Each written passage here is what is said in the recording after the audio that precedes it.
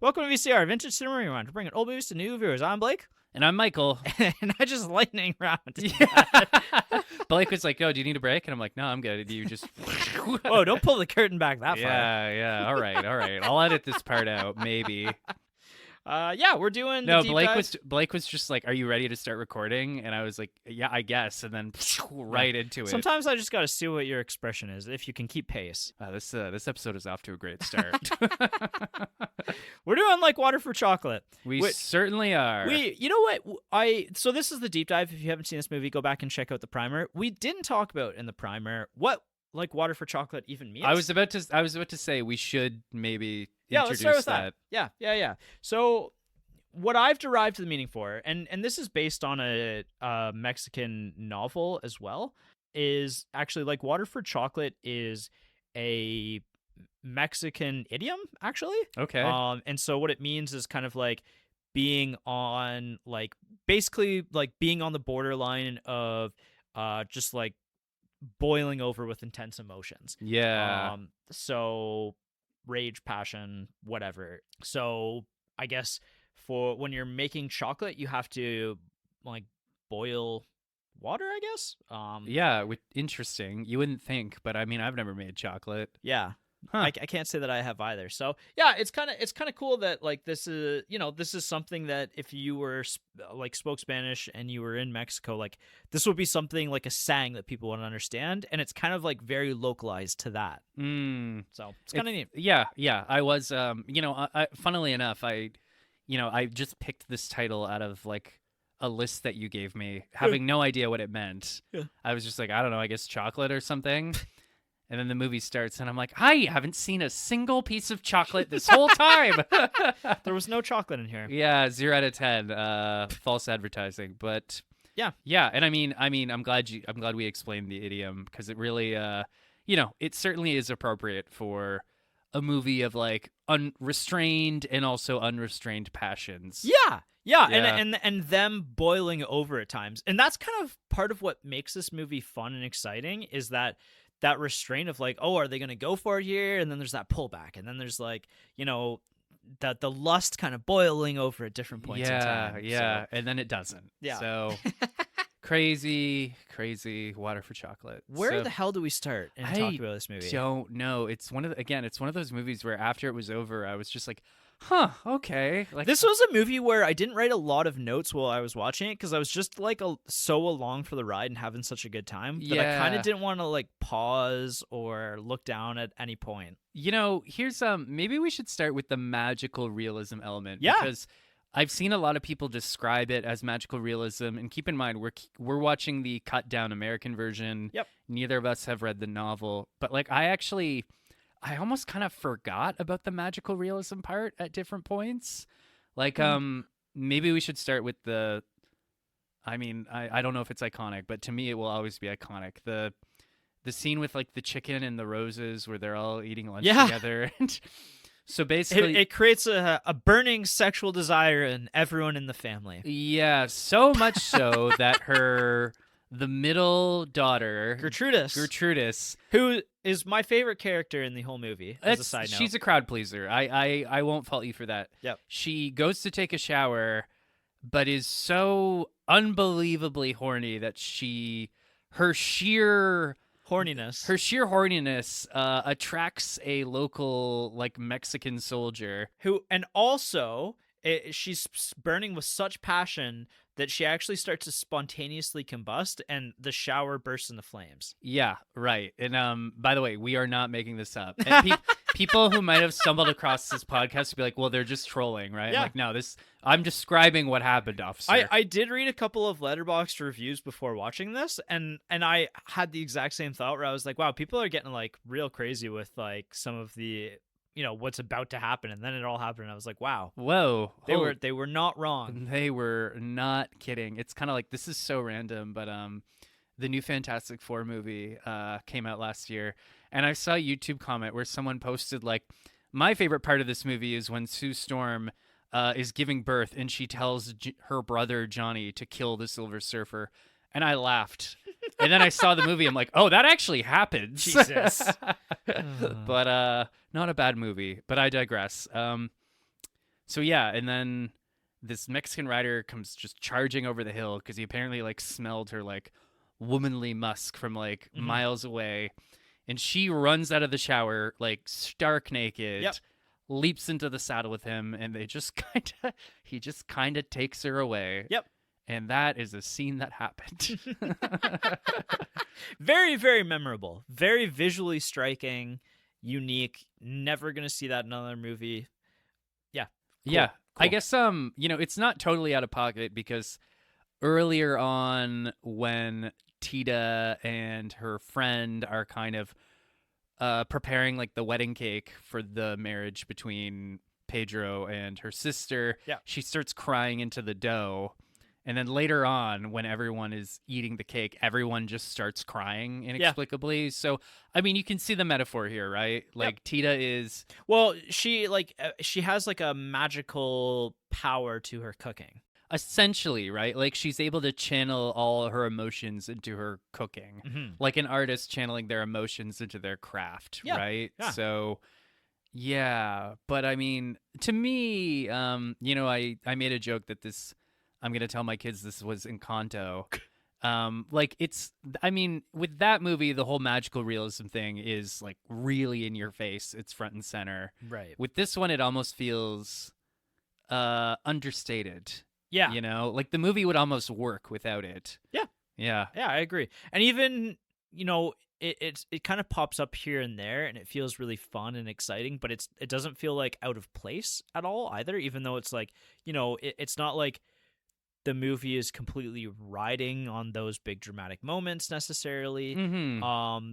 There is like Jess brought this up really early on in the movie of like, oh, like this is kind of an unreliable narrator story. Like this is a perspective story. Like it's somebody who's like this is them talking about like their family and like it's their ancestors, Like a family drama kind of thing. yeah, Yeah. and it's from that perspective right from the get-go. So I think that adds a little bit of context to kind of what's happening or whether or not like some of this stuff actually happened or not. But yeah, I actually never thought about that, but yeah, like the narrator does kind of lend some credibility to things, even though it's almost kind of like I'm trying to think of a comparison and I'm drawing a blank, but it's almost kind of like things can be emotionally true without necessarily being completely factually true. right.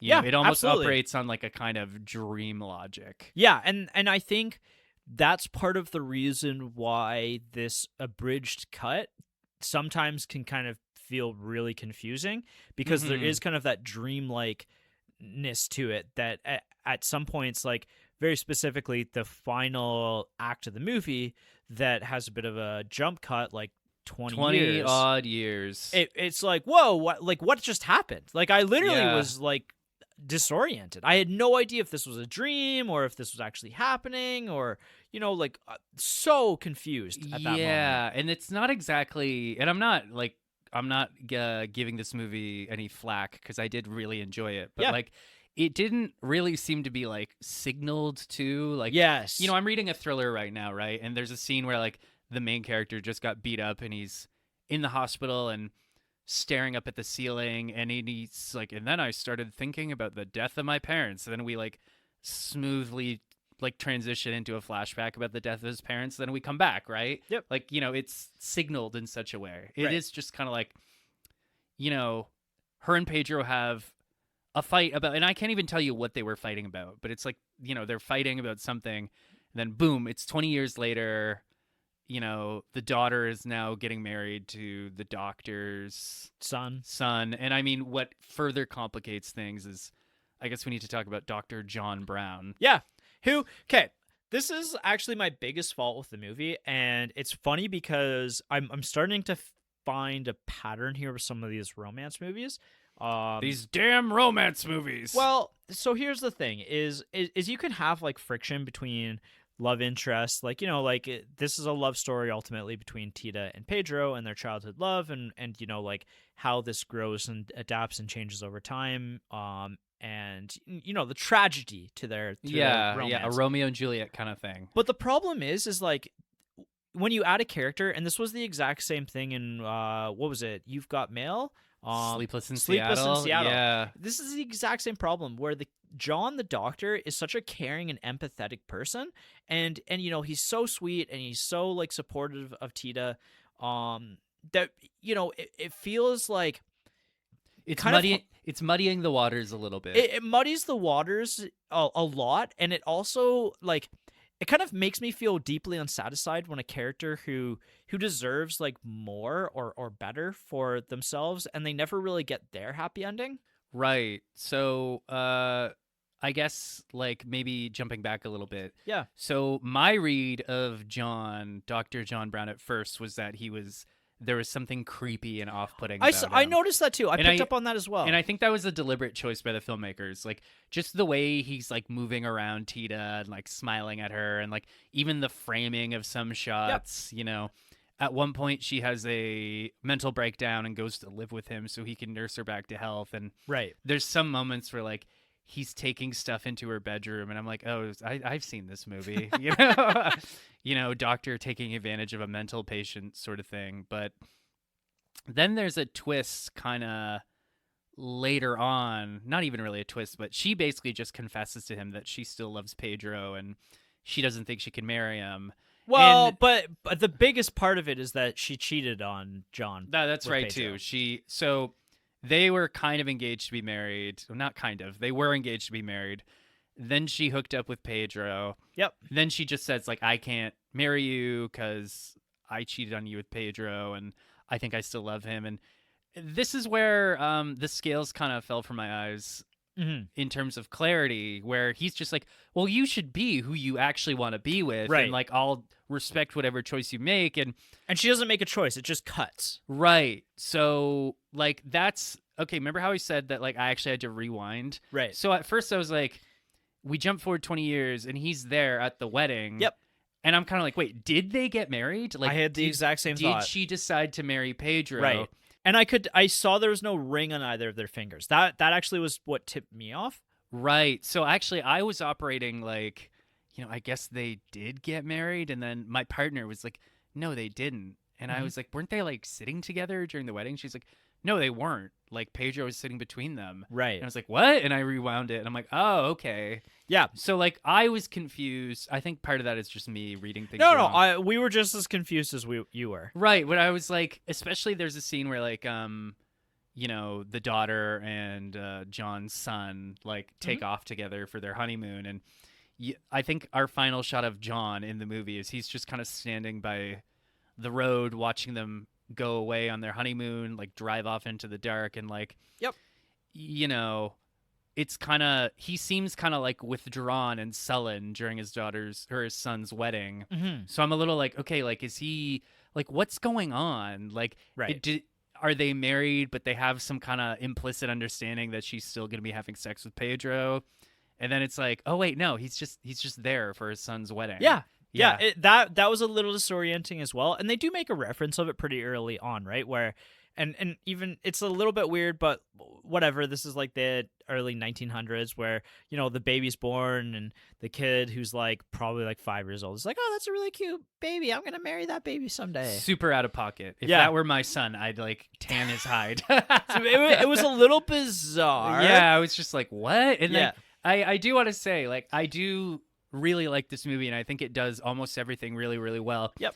But like there are some things that just happen so quickly that you're like, what? Yeah, and I think that's just the cut that is widely available is just missing just a little bit of context in some cases. Well, and again, maybe this is a me thing, but like, so John's son marries Rosaria's and Pedro's daughter. Right. So then I'm like, wait, are they like cousins? Is this a cousin marriage? And then again, my partner was like, no, like that's not they're not, and I'm like, oh yeah, right. Like he has a child from he's a widower. He has a child from a previous thing. And I'm like, oh, okay. Yeah. Again, that one's probably just on me, but there's just a lot going on. That one's on you. I'm going to say that one's on you. Yeah. But I'm out of sympathy. but here's the other kind of piece to all of this puzzle that I think kind of makes this a more difficult pill to swallow with John, is that Pedro... So I really like the development of Tita over this movie. Yeah, I think yeah. her character really develops and kind of she comes into her own and she becomes like a very independent like person. Whereas Pedro, there's this like weird arrested development that he has throughout this movie. If I have one real criticism of this movie, and other people I've found have echoed this, is like I don't get what's so fucking special about Pedro. Yeah. Yeah, I That mean, Jess and I were like, so when we were watching this movie, especially when her and John really start to connect, you know, there's this creeping feeling in the back of our minds of like she can't possibly get back together with Pedro at this point, right? Like, yeah, like this relationship feels authentic, and John loves her so much, and like he's a great guy, and like and this everything with Pedro and Tita's Tita's sister becomes really complicated and convoluted, and it's just like there's so much baggage at this point. yeah. Like, and it's also ambiguous. Like,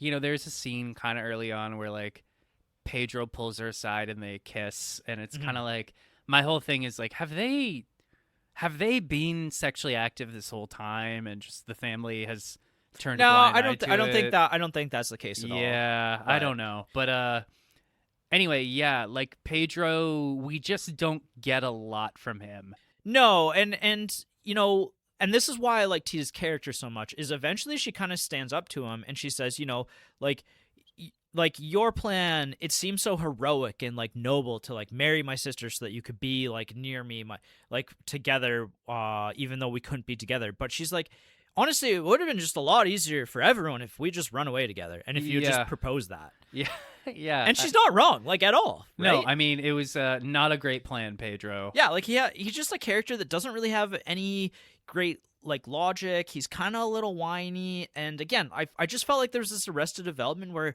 he doesn't really grow as a character. Where there's a huge character arc with Tita that I really liked. Yeah, about like this movie. the scene where Tita finally tells her mom's ghost off. Yeah, basically tells her mom, "I actually hate you. Yeah, and I don't love you, and I want you to fuck off." Right, and even the ghost is a little like, oh, like yeah, it's whoa. really satisfying. Very satisfying. Probably the highlight of the movie for me. Mm-hmm. But yeah, I guess it's not even that I don't like Pedro. It's just I don't know who he is. I don't know what he's good at. I don't know what he likes. He just seems kind of so what he seems like a blank slate almost. And we get almost more character development out of John is what you're saying. Well, yeah, that's what I mean. Going back to what I said about it muddying the waters is that once we do, like, John is sort of introduced as a sinister figure. Yeah. Just a little creepy. Right. But then, once we realize who he really is, it's kind of like, well, yeah, obviously, fuck Pedro. Like, go be with John. Like, Right. He actually loves, and he actually snapped you out of your catatonia. Yeah. Yeah. He's actually not a bad doctor, too. Yeah. That's rare in 1910. No, I like it, and that makes things hard. And again, something like Sleepless in Seattle, we saw that in that as well. And I think that this is just something that maybe it's movies in the 90s, and I don't know, like I don't watch a lot of romance movies, so I'd love to know in the comments, like, is this something that just kind of happens over and over again, where it's like maybe the right two people didn't actually end up together, and the person who, the kind-hearted, gentle person is like kind of gets dumped at the end, and like, yeah, well, and doesn't get a happy ending. It is kind of an interesting narrative problem. The idea that like what happens when the romantic runner-up in the love triangle is actually more likable and more interesting than the one who wins. I must wonder if like I sometimes feel like both in my own writing and in other things, like sometimes side characters are more interesting than the main characters. All the time. Right, because like the main character often seems just to have like sort of a rigid narrative role to fill. Right? Like Ron Weasley is more interesting than Harry Potter, right? I thought you were going to say Ron Burgundy. Well, I'll stand by that too. Ron Burgundy is more interesting than Harry Potter. But I wonder if that's just part of it. Like, because maybe since you're not the linchpin of this narrative, you can be more interesting. Right. Because the pressure's a little lower. Yeah. Maybe. Yeah, but that's an interesting point. I guess. I have interesting points from time to time. But yeah, so I don't know. And now I wouldn't really change anything about this movie, to be honest. Well, let me rephrase. I think if you're going to have her end up with Pedro, just give me more of him. You Yeah. know, like, what's he like? What does he want? You know? Well, and the fact that we're missing like almost 30 full minutes from the original cut, like who knows what we're missing, right? Yeah. It was all left on the cutting room floor, right? Yeah. So yeah, and I guess that's the thing too is, I saw one Letterboxd review that just said, I don't think Pedro's worth all this trouble. And I was kind of like, I don't think so either. Like, if Yeah. maybe we had gotten, maybe not even so much like more of Pedro, but just more scenes of them together. I don't know. Part of the problem is too, is we're also watching this movie in our 2025 brains where, back in like the early 1900s, this might have been and this story was written in 1989, but there's maybe something to this about the tragedy of tradition and this kind of Yeah. this is probably a period in time. And actually, I should even note that this movie does make a point to bring up the Mexican Revolution. So clearly, if you want to infer that as well, this is a time of changing, passing of the guard, and like, changing of traditions, and do these traditions actually hold water necessarily as well, right? Yeah. Well, I think, in some ways, like, the movie obviously still works, and we obviously still had a good time with Yeah. it. Like, there is something to just person A wants to be with person B, and they can't be together. Right. And that's the movie, right? Yeah. And then they get together, and person B ejaculates so hard that he dies. But I'm describing what happened in the movie. but yeah, and I mean, that's kind of obviously enough to sustain an entire narrative, right? Yeah, Just absolutely. two people who want to be together who can't be together, right? Right. But I mean, and even in this situation, like the complex nature of it is really intriguing as well. Like, the fact that he marries Tita's sister, right? And then there's this so much friction between the two of them, even though they're brother and sister-in-law at this point. And like, Rosara like loves Pedro as well at this point. Like Yeah. she's trying to be a loving wife. I did kind of like, I felt kind of bad for Rosara. To a point. Yeah. To a point. She's the one character that I actually think that she might be the character that they do best, in that, you kind of feel bad for that she's stuck in the middle of this love triangle, and then, her jealousy and the fact that she's kind of a traditionalist, and what she says about her daughter, and she's gonna carry on this. Okay, at first the whole idea that the youngest daughter stays home and takes care of the parents, I'm like, yeah, oh, is that just a Mexican thing? Right. No, it's just this family being fucking stupid. Yeah. I do agree with you. There's a scene towards the end where Rosara is essentially, it's almost like Anakin Skywalker putting on the Darth Vader suit. Yeah. She's fully dressed like their dead mom. And she's like, yes, like, I'm not going to be a laughing stock. Like, I'm going to be the wife in public. And, like, don't come anywhere near my daughter. Like, you're going to corrupt her, blah, blah, blah, blah. Right, because she's like, my daughter, like, this is the last kid I'm going to be able to have. And so my daughter is never going to marry until I pass away. Right. So, like, yeah, you're right. I did kind of lose sympathy for her towards the end when she has her full villain moment. Yeah. But at least in the beginning, I'm like, sorry, I'm all over the place right now, but the scene where, Pedro and his dad are leaving, and I like that Pedro's dad actually kind of chews him out. He's like, what the hell, man? Like, why did you accept this? That's so dumb. And like, right. Well, the dad, what I liked about it is the dad's like, don't you care about that girl? Like, why'd you agree to marry your sister? Yeah. Like, his dad's actually holding him morally accountable. And that's where I really like this movie too, because it shows the arc of like being in your teenage years, and you're getting close to being an adult, but the world still hasn't fully clicked for you, like the context of the world.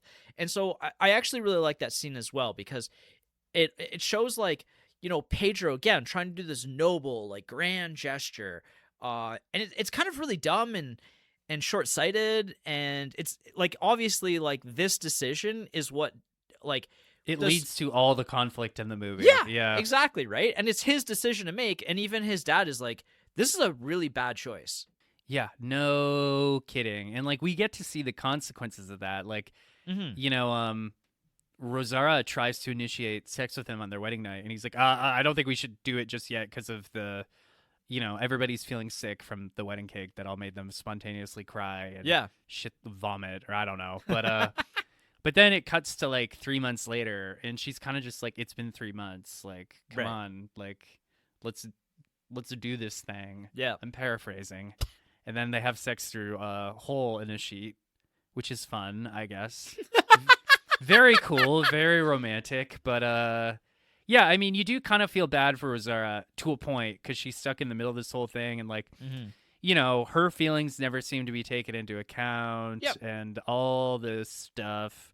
Yeah, and then Gertrudis, who we haven't really talked about a whole lot yet, other than me just briefly mentioning she's my favorite character in the movie. You know what? Actually, here's my hot take on Gertrudis. Yeah. She is too cool for this movie, so she leaves it. Yeah. This is so true. Like, she's like by far the coolest characters in this entire movie. I actually loved her character. Like, instantly felt like, like pulled in, drawn in by her character, because she just has this like knowing smirk, and she knows that Tita and Pedro have something going on, and she's like constantly like pushing her sister to be more, like escape the family traditions. Right. She just takes charge. Like, it's so cool that like she becomes like a general in the Mexican Revolution. I think she's straight up a general. Like, there's a great scene where she encourages Tita and Pedro to leave the kitchen and go on a walk and talk about something. And she calls over one of her officers, who's like a much older, mustachioed. By the way, I wanted my alternate title for this movie would have been War of the Mustaches. But she gets him to run over, and she's basically like, have you ever made like such and such? And he's like, no, General, I can't say that I had, but I'll try my best. And she's like, you've never failed me before, have you? And he's like, no, I haven't. And then she's like, good, get in there. Yeah. Yeah. So something about this young woman browbeating all these older men around her. Yeah, she's great. Yeah. And she makes a really good point to Tita at one point that I think, it's something that you almost don't even consider up until this point in the movie, where Gertrudis is essentially like, Rosaura isn't actually all that innocent. Like, she knew that you had feelings for this guy. Yeah. And she accepted this marriage, like, willingly. Like, this wasn't forced upon her by any means. Yeah. So, I mean, certainly Mama Elena ruled this ranch with an iron fist, but I mean, you could have. I gotta say, Mama Elena is gotta be one of the most reprehensible villains. Yeah, let's talk her for a bit. Yeah, one of the most reprehensible villains I've ever seen in a movie. Yeah. She's kind of like the evil stepmother from Cinderella, but like times 100. Yep. Can we actually start with what I found really somewhat self-gratifying about this movie and how it's connected to Barry Lyndon? Yeah, go on. The fact that this movie has Death by Cuck in it. Yeah, it really does. Do you think we could string enough movies together of Death by Cuck to last a year? I think when historians discover this podcast, that's going to be the connective tissue, is Death by Cuck. Yeah. So she's kind of this imperious-looking woman who it's implied that she had an affair with somebody else, and Gertrudis was born out of that. Right, and then when her late husband finds out, Death by Cuck has a heart. Like immediately after Tita was born, somebody brings it up at the bar. Right, which bad timing, certainly. Yeah. And I don't know, like, what I liked about this movie is, she's clearly running this ranch by herself with no husband and her 3 daughters, and so, you'd obviously have to be a strong woman to do that, especially in that day and age. Mm-hmm. But at one point they do kind of show her retreat to her bedroom, and she's got like the key around her neck, and she opens up a box of presumably some old love letters, and you see her cry. Yeah. But it only happens once, and it doesn't negate just how terribly abusive she is. Yeah. You know what I mean? Well, and Rosaura is like almost a reflection of her, in the sense of like, Elena is clearly a character who is maybe trapped by her situation, but rather than try to look for a better alternative for her children, she just like pushes them into that tradition. Yeah, and she's like, what I found so interesting about this family is how emotionally dysfunctional they all are. Yeah. And like, it's clearly on her. Like, we find out at one point that Pedro and Rosara's first child died, and Mhm. you know, Mama Elena's reaction to finding out that her grandson died is to make sure no one around her is allowed to cry. And I'm just like, there actually is, like, here's the thing. I don't often hate characters in movies Mhm. or TV shows. Like, I think I mentioned this before. Sometimes, you know, people say, oh, I hated that character. I couldn't stand when they were on screen. But, like, I don't know. I'm more empathetic, I guess, towards fictional characters. It's just, I'm a writer myself, right? Yep. So I'm like trying to analyze what's going on or why they're doing what they're doing. Yep. But like, there's a scene with Mama Elena where she's in like the bathroom with her daughter, and her daughter's trying to give her a bath while ironing her dress. It just, every single thing she does, her mom's scolding her for. Yeah. I'm not exaggerating. Every single thing. Yep. That's one of those moments where I'm like, just like take her head and like push it under the bathwater, you know? Yeah, she's pretty irredeemably evil, but she's a really fun character to hate. I guess, right? I mean, stories are built on conflict, and there sure is a lot of conflict with this person well, around. And the fact that, you know, again, like I said, she's a character who was maybe trapped in her situation, who you know, had a moment of weakness, and that causes part of the conflict of this movie as well, because kills her husband with like Death the first by 5 cuck. minutes. Yeah. Yes. And you know, and I think that even makes her even more sinister, the fact that, you know, this is a character who understands maybe where Tita is and where Tita's coming from with Pedro, and rather than find empathy or find common ground, she just like really slams the door in Tita's face, right? I think that's a great point. Like, there's something monstrous about a character who could have had like an arc and change to become a better person. Yeah. But who instead is like, or like someone who was abused, but rather than break the cycle or do better, they're just like, oh, I'm just going to turn around and pass it down. Yeah. I'm going to abuse this next generation even harder. Yeah, right. Yeah. And you know what? And that's something that I've even had a conversation about this really recently, that's something that, you know, our generation and maybe even a generation above us that would have raised us, like, you know, decided, okay, let's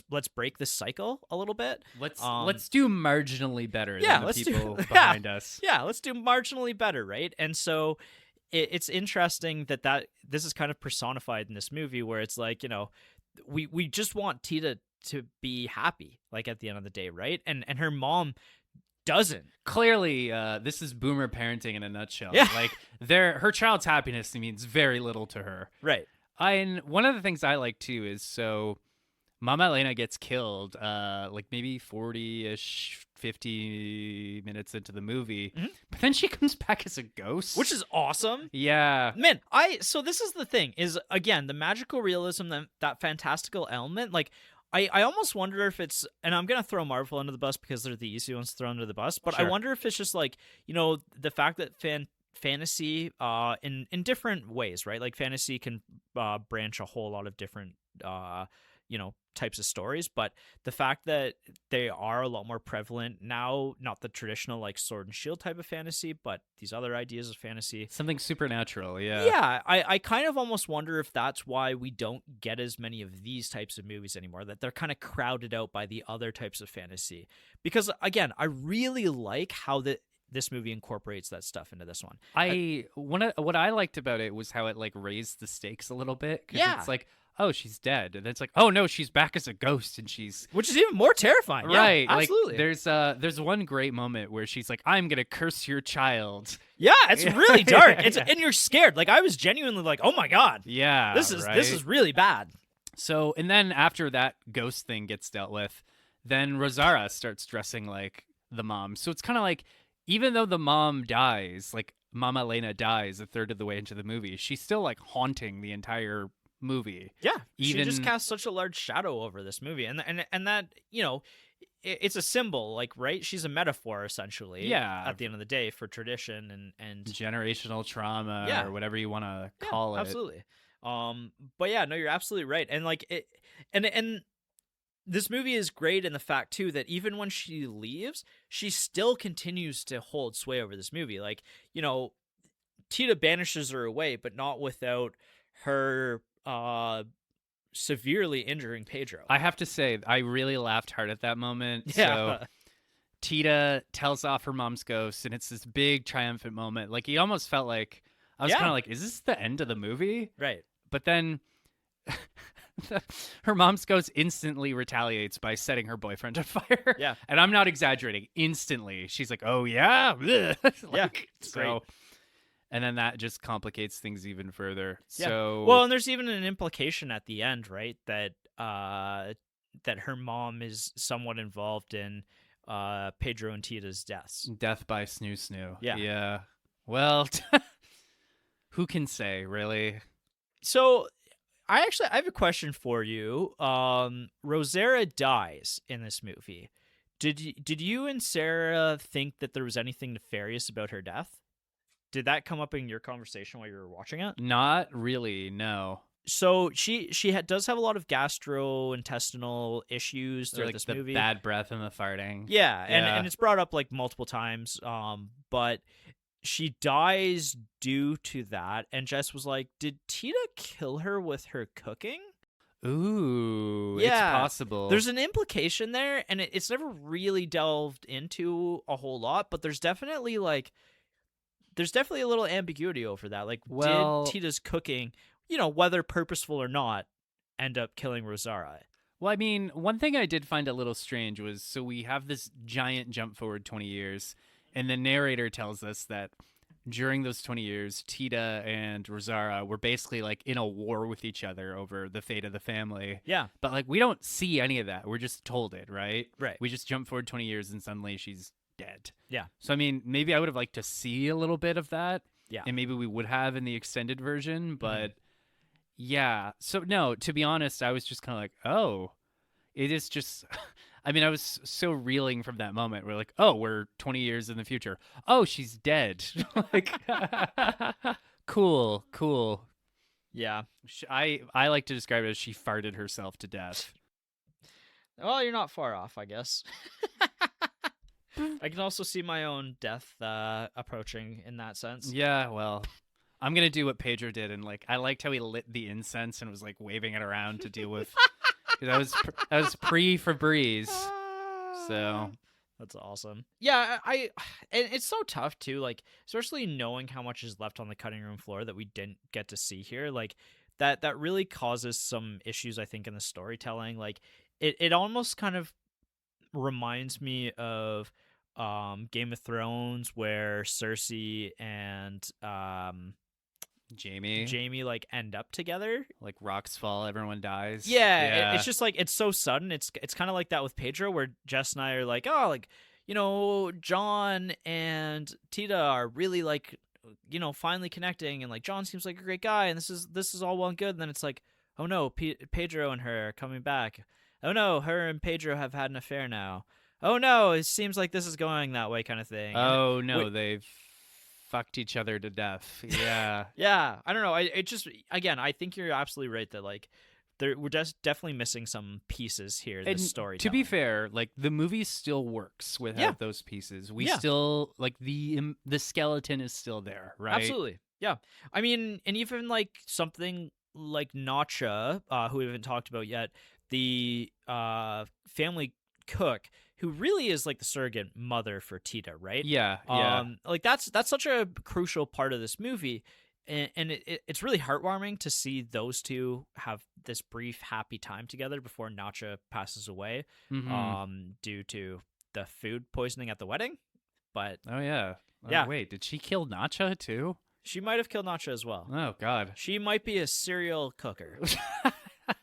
It's like the superhero accidentally killing someone when they're trying to figure out their powers. Yeah. Whoops. Yeah. With great cooking comes great responsibility. This is actually a fact. So, yeah, I mean, I think that's pretty much all I had to talk about plot-wise, but this movie does work for me. It's more just, and you know what? My attitude has always been like, I'd rather be left wanting more than left being like, that was too much. Yeah. Like, I'd rather be left wanting more than left like bloated. Well, and I think you and I had a lot to critique about this movie, but it's also such a fun movie to watch. It's a really fun movie to watch with other people as well, and talk through it. And like you're exactly right. Where it's like, there are movies that are technically well made, but like kind of boring.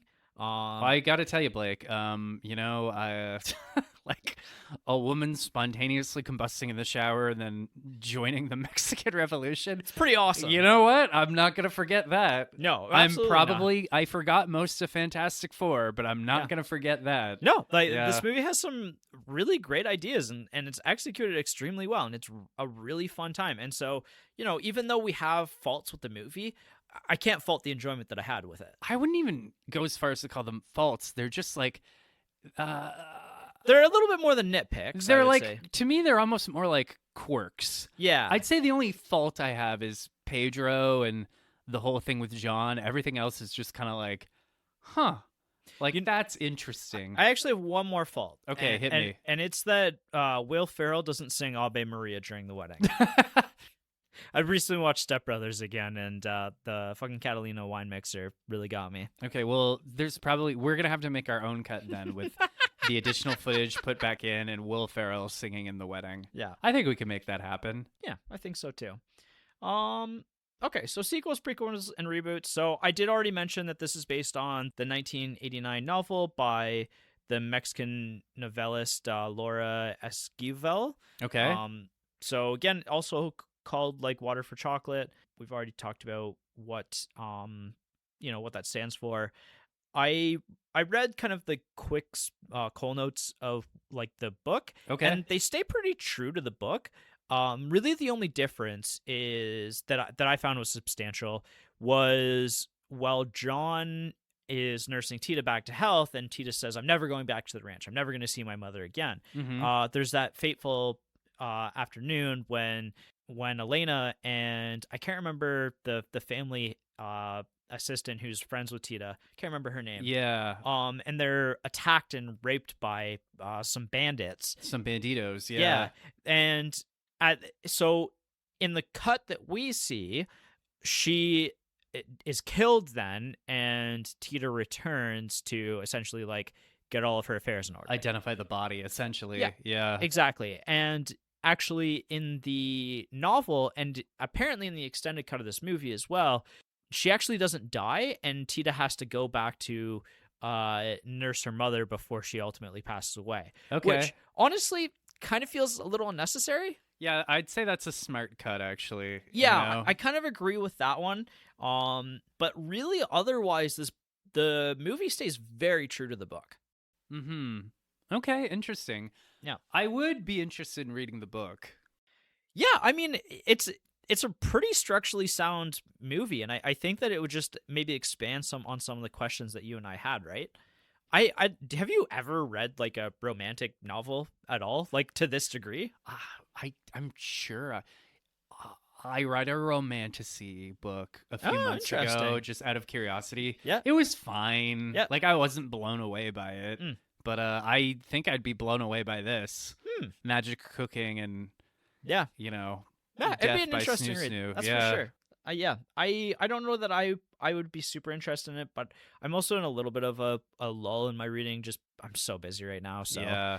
I have a really hard time reading when I read most of my day and then finish up. That's fair. Work, so, but anyway, yeah, I don't really actually have too much to say about effects and filming. There's not a ton out there beyond the fact that this movie just has a longer cut that's pretty much impossible to find at this point. I think. And I'm not. I hope I'm not stepping on your toes here. There was a couple years ago. There was a miniseries based on this. Yeah, I did see that. Yes, Yeah. Sorry, I should have brought that up. That's okay. But actually, I would be interested in checking out the series because there's a lot here. You probably could fill out. I think it only ran for 2 years, or 2 seasons. But I think you could probably fill some episodes with all this stuff. Yeah, I mean, there's a lot going on. There's a lot that you and I thought was left to be desired. Like there's just things missing in the story that we would have liked to actually have seen.